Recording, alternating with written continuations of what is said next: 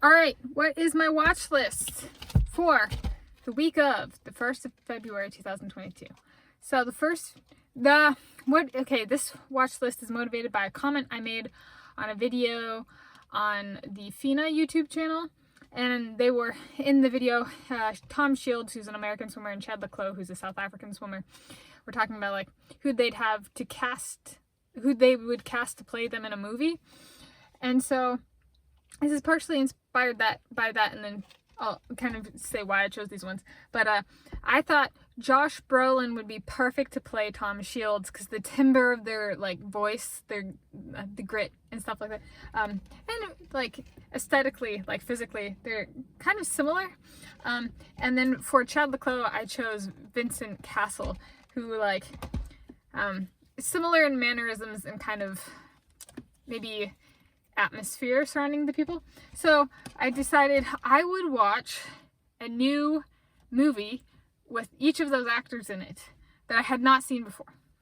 So the first one I chose is W, starring Josh Brolin as George W. Bush.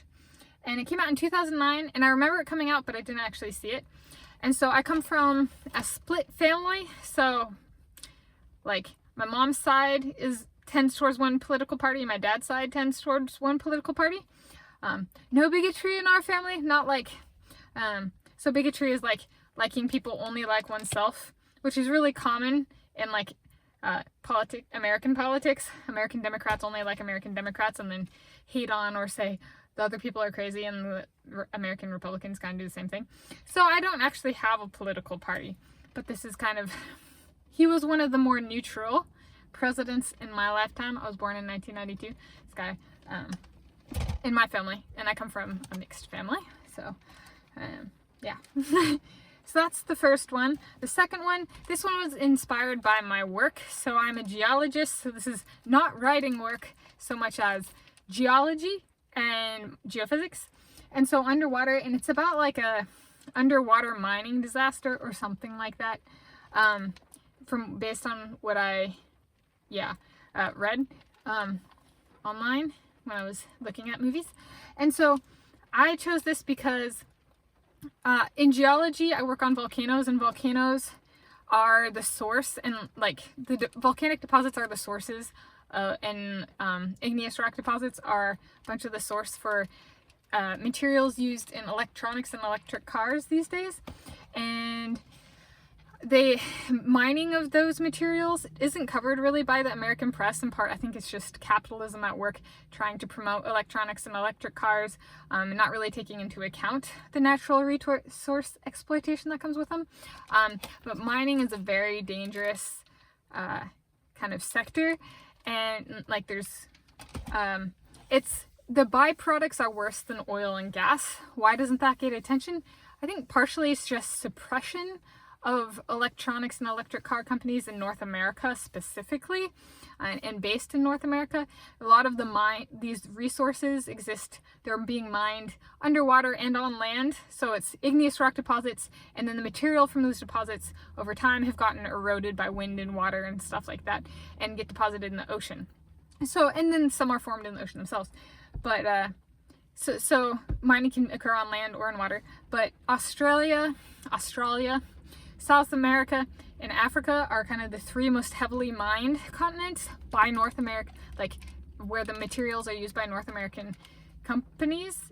And that gets into geopolitics, that like, it's kind of, electric car companies kind of work the same as oil and gas. The natural resource depletion and exploitation is potentially worse because of the human rights violations that come with that. But that's a whole area of the problems of today will not be the problems of the future. Eventually that time will come around.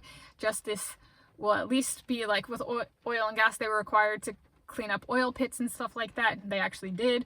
Eventually eventually electric car companies will be required to at least attempt to heal and reimburse, so to speak, putting it in kind of toneless terminology, the people that they've hurt, the countries they've hurt, the continents they've hurt, the natural land they've hurt, and stuff like that.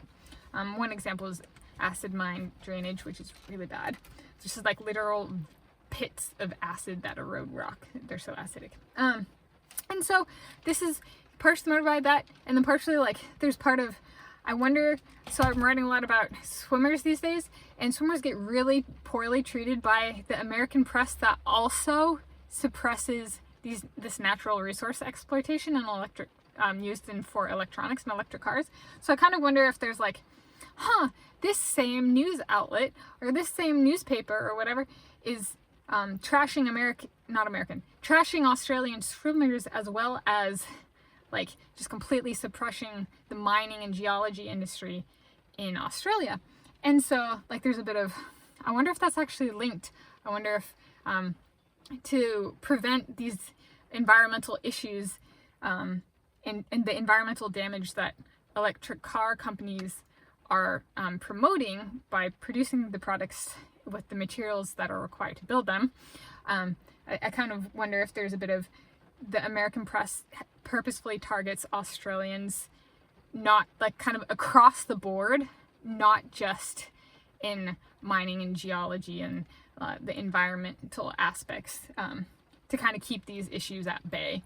Which, I mean, I can understand, right? Like, you want justice to be served right, kind of not like half-assing it, so to speak. Pardon my language. So yeah, so that's why this one is work-related, family-related. So those are my 2 movies for this week.